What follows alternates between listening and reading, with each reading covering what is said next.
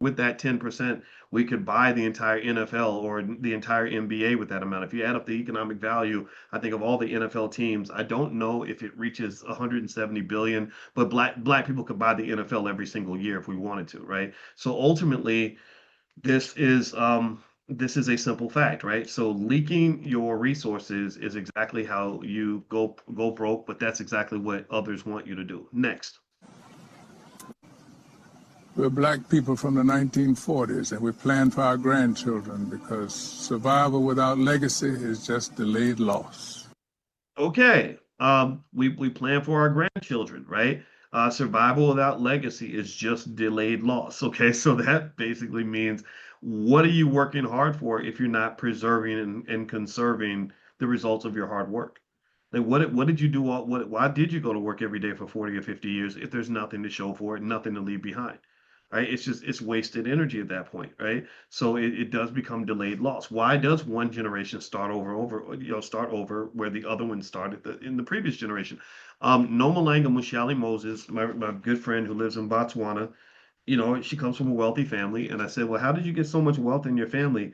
And she said, because my grandfather had cows, and my father had more cows than my grandfather, and now we have more cows than my father did, because every generation we have more cows than the previous generation. She said, I don't understand how African American people think they can build wealth when you start over every generation. She said that's not how wealth is an accumulation over time. Time is the secret ingredient in the wealth accumulation process. So when you're starting over and over and over again, you're killing time. You're wasting time. You're wasting resources when you do that. So moving on. Next point. Let's jump back in. All right. Next one. Let's see. Okay, here we go. We're black people from the 1940s, and we built wealth together because nobody eats, survives, or succeeds alone. Okay. Well, again, going back to that message of community and family. In 2013, I wrote that book, It Takes a Village to Raise the Bar, A New Paradigm for Black America. And the new paradigm, which I appreciated Minister Louis Farrakhan for helping me with doing events on this. I sat with Cornel West for one of the events, Minister Louis Farrakhan for the other one, and Dr. Steve Perry for another one in DC that we did. And the pillars were wealth, education, family, and community, and that was the foundation for what I call Project 2070, where I believe that by the year 2070, B1 people, Black First people, you will be the leading wealth builders on the entire planet. So what I'm doing is I'm doing my part, hopefully, to train you and prepare you to be the greatest wealth builders on the entire planet. That's the goal. That's the objective. So that means that we don't bow and take second place to white people. We don't take second place to Asian people. We don't bow and give in to Jewish people.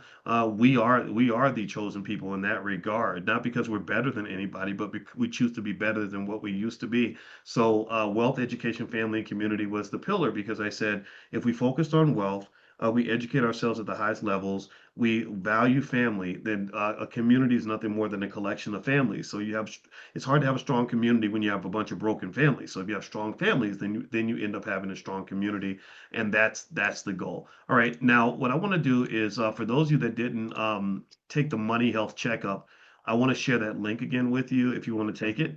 It's right there, and you'll get a score when you're done, and it'll let you know where your strengths and your weaknesses are.